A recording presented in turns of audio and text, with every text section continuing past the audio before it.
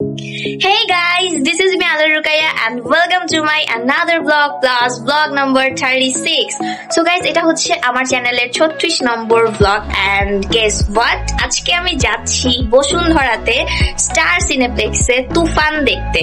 একদম তুফানেই তুফান হয়ে গিয়েছে চারিদিকে। রায়হান রাফি যে রিসেন্ট ফিল্ম নিয়ে এসেছে সাকিব খানের তুফান, সেটা একদম চারিদিকে একদম অনেক হুল্লোড় মাচিয়ে দিয়েছে।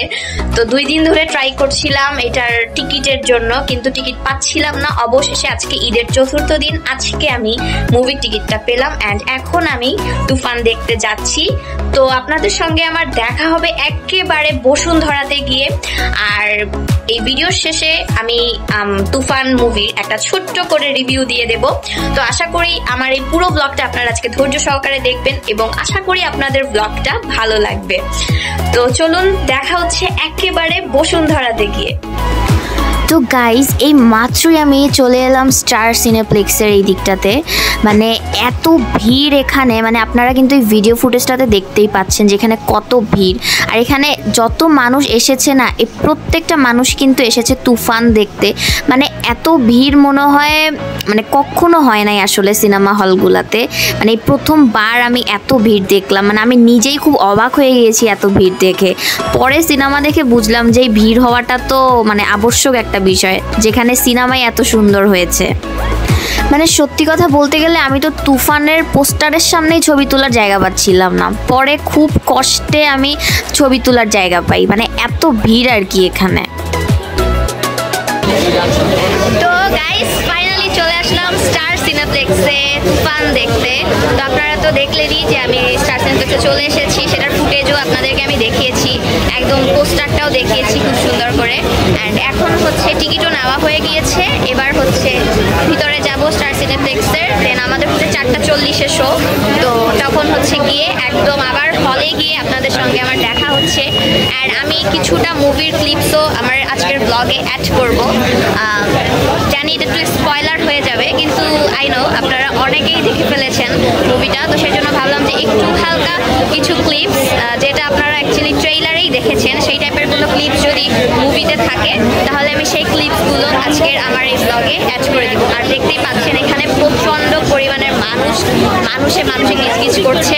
আর এখানে বেশিরভাগ মানুষই কিন্তু হচ্ছে তুফান দেখতে এসেছে। আমি যখন তুফানের টিকিট কেটেছিলাম আজকের, সেখানে একদমই মানে সিট ছিল না বললেই চলে, মাত্র 5-6টার মতো সিট ছিল। আর আজকে আপনারা দেখতে পাচ্ছেন যেখানে অনেক ভিড়, একদম পুরো মানুষ একদম আমার চারিপাশে। তো চলুন হলে গিয়ে বোঝা যাবে যে আসলে কত মানুষের ভিড় হয়েছে। তো গাইজ, এখন আমি বর্তমানে স্টার সিনেপ্লেক্সের একদম ভিতরে ঢুকে গিয়েছি, মানে যেখানে হচ্ছে মেইনলি সিনেমা হলগুলো আছে। তো এখানেও না অনেক ভিড়। আর এখানে ঢুকেই আমি সাথে সাথে হচ্ছে পপকর্ন, তারপরে হচ্ছে পেপসি, এগুলো কিনে নিয়েছি, কারণ না হলে পরে ভিড়ের জন্য আর কিনতে পারবো না। কারণ এখানে যে পরিমাণের মানুষ দেখছি, মানে কি আর বলবো। তো এই যে আপনাদেরকে আমার কেনা পপকর্ন আর পেপসিগুলো এক নজরে দেখিয়ে দিলাম। আর আমরা এখন বর্তমানে যেই হলে আমাদের শোটা, সেই হলের সামনেই আমরা দাঁড়িয়ে আছি। Guys, just look at this. মানে হলের সামনে একদম লম্বা একটা লাইন লেগে গেছে এন্ড এরা প্রত্যেকে ওয়েট করতেছে যে কখন তুফান দেখতে পারবে। আর সেই জন্য পুরো একটা বড় লাইন হয়ে গেছে। মানে আর এখানে এই লাইনটা হওয়ার পরে মানুষ একটু কমে গেছে, কিন্তু লাইনটা দেখছেন গাইস, মানে একসাথে প্রায় 2-3টা লাইন হয়ে গেছে।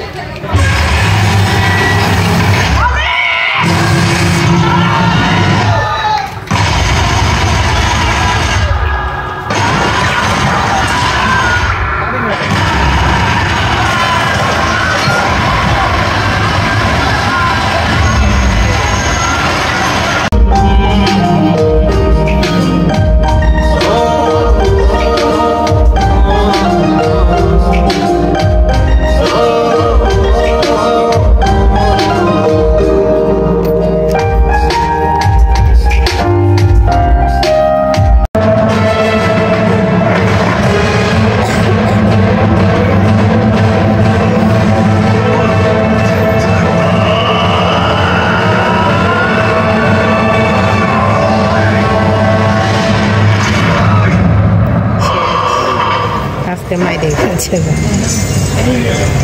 বন্দুক তো সেটা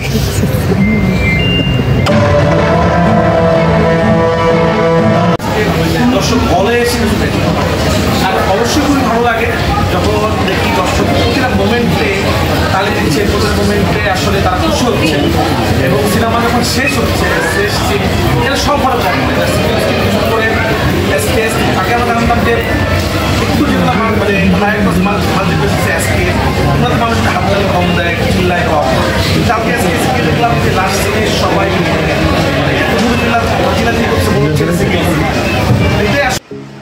সো গাইস ফাইনালি তুফান দেখে বাসায় চলে আসলাম। তো তুফানের ডিরেক্টর ছিলেন হচ্ছে রায়হান রাফি, অ্যান্ড রায়হান রাফি আমাদেরকে তুফান বাদেও আরও অনেক অনেক ভালো ভালো মুভি আমাদেরকে উপহার দিয়েছেন, বাট আমি বলবো যে তুফানটা একদম বেস্ট ছিল। মানে এক কথায় বলতে গেলে তুফান একেবারে তুফানই করে দিছে, মানে ঝড় তুফান টর্নেডো একদম সব কিছু একদম করছে এই তুফান সিনেমাটা। মানে আমার দেখা বাংলা সেরা ফিল্ম হচ্ছে তুফান, যেটা সত্যি কথা বলতে গেলে। তো আমি মেইনলি এখন কিন্তু তুফানের রিভিউ দিচ্ছি, আমি মুভি রিভিউতে খুবই জঘন্য, কিন্তু তারপরেও আমার তুফান দেখে যেটা মনে হয়েছে সেটাই আপনাদের সঙ্গে শেয়ার করছি ছোট করে। তো বেসিক্যালি হচ্ছে তুফান এমন একটা মুভি যেটা নিয়ে অনেক সমালোচনা হয়েছিল, সবার একটা ধারণা ছিল যে তুফান হচ্ছে অ্যানিমাল থেকে কপি করা হয়েছে, কেজিএফ থেকে কপি করা হয়েছে, কিন্তু কপি হয়েছে কি না হয়েছে সেই বিতর্কে আমরা একদমই যাব না, কারণ বাংলাদেশ যে মানে কি বলবো সরি রায়হান রাফি যে এত সুন্দর একটা ফিল্ম আমাদেরকে এত কম বাজেটের মধ্যে আমাদের সামনে প্রেজেন্ট করতে পেরেছে এত সুন্দরভাবে, তার জন্য হচ্ছে আমরা এই ছোটোখাটো ভুল ত্রুটি কিন্তু ক্ষমা করে দিতেই পারি। তো ফার্স্ট অফ অল তুফানের কাহিনী খুবই সুন্দর ছিল। এখন কি কাহিনী ছিল সেটা যদি বলেই দিই তাহলে তো স্পয়লার অ্যালার্ট হয়ে যাবে, আর আপনাদেরকে কোনোভাবেই স্পয়লার অ্যালার্ট দিতে চাই না। আপনারা সিনেমা হলে গিয়ে তারপরে দেখে আসুন তুফান। আমি একেবারে গ্যারেন্টি দিতে পারি আপনাদের খুব ভালো লাগবে তুফানটা, মানে একটুও বোরিং হবেন না। মানে এই মুভিটা দেখে আপনারা একটুও বোরিং হবেন না, মানে আপনাদের মনে হবে যে এই আপনি বোরিং হচ্ছেন মানে সেকেন্ডের মধ্যে আপনার মুভির মোড়টা ঘুরে গেছে। আর যদি বলি অ্যাক্টিংয়ের কথা, উফ মানে অস্থির অস্থির অস্থির, মানে অ্যাক্টিংগুলো একদম অস্থির ছিল। বিশেষ করে সাকিব খানের অ্যাক্টিং তো মারাত্মক ছিল, ওনার অ্যাটিটিউড মানে চাল চলন কথা বলার স্টাইল মানে সব কিছু জাস্ট ওয়াও ছিল। আর সাকিব খানের পরে যদি এই মুভিতে আমার কারো অ্যাক্টিং দুর্দান্ত লেগে থাকে তো সেটা হচ্ছে চঞ্চল চৌধুরী। মানে ওনার হচ্ছে ক্যারেক্টারটা ছিল সিআইডি, কিন্তু ওনাকে দেখে বোঝার উপায় নাই যে উনি সিআইডির ক্যারেক্টার প্লে করতেছে। মানে এত ফানি ওয়েতে ওনার ক্যারেক্টারটাকে উপস্থাপন করা হয়েছে, মানে জাস্ট অসাম ছিল ওনার অ্যাক্টিংটা, মানে সবার অ্যাক্টিংই আসলে মারাত্মক ছিল। অ্যান্ড নায়িকা মিমি চক্রবর্তী, ওনার অ্যাক্টিংটাও আমার কাছে দারুণ লেগেছে। সো সব কথা বলতে গেলে মানে মোটমাট এটা হয়তো বা সাকিব খানের লাইফের সেরা সিনেমা, আমি এটা বলতে পারি হলপ করে। আর আমি মেনলি সাকিব খানের একটুও ফ্যান না, মানে কখনোই আমি কোনো কালে ওনার ফ্যান ছিলাম না, কিন্তু মুভিটা দেখার পরে একটু হলেও মানে ওনার ফ্যান কিন্তু আমি হয়ে গিয়েছি। মানে ওনার অ্যাক্টিংয়ের ফ্যান বলতে গেলে, মানে ওনার অ্যাটিটিউড যে লেভেলের ছিল খুবই সুন্দর ছিল। আর এই মুভিটাতে অনেক টুইস্ট আছে, অনেক কিছু আছে, সেগুলো হয়তো বা আমরা তুফান পার্ট 2-তে দেখতে পাবো। আর তুফান 2 এর জন্য কিন্তু আমি অধীর আগ্রহে ওয়েট করে আছি। আপনারাও কি তুফান 2 এর জন্য অপেক্ষা করে আছেন সেটা আমাকে কমেন্ট করে জানাবেন যে আপনারাও তুফান 2 এর জন্য ওয়েট করছেন কিনা। যদি ওয়েট করে থাকেন তাহলে আমাকে অবশ্যই কমেন্ট বক্সে কমেন্ট করে জানাবেন। আর যারা যারা তুফান দেখেছেন তারা অবশ্যই আমাকে জানাবেন যে আপনাদের কাছে কেমন লাগলো। আর যারা যারা দেখেননি তারাও দেখে এসে আমাকে কমেন্ট করে জানাবেন এই ব্লগের কমেন্ট সেকশনে। আর হ্যাঁ, ভিডিওটা শেষ করার আগে বলে দিচ্ছি, আপনারা আমার ফেসবুক পেজে যারা যারা এখনও ফলো করেননি তারা অবশ্যই আমার ফেসবুক পেজকে ফলো করবেন। এই ভিডিও ডেসক্রিপশন বক্সে আমার ফেসবুক পেজের লিঙ্ক আমি দিয়ে দিব, তাছাড়াও আমার চ্যানেলের অ্যাবাউট সেকশনেও ফেসবুক পেজের লিঙ্ক আছে, সেখান থেকে গিয়েও আপনারা আমার পেজকে ফলো করে দিতে পারেন। আর অবশ্যই অবশ্যই অবশ্যই আমার ইউটিউব চ্যানেলকে কিন্তু মাস্ট বি সাবস্ক্রাইব করবেন। তো দেখা হচ্ছে অন্য কোনো ব্লগে। আজকের ব্লগটি আমি এখানেই শেষ করছি। টাটা, বাই বাই, খোদা হাফেজ।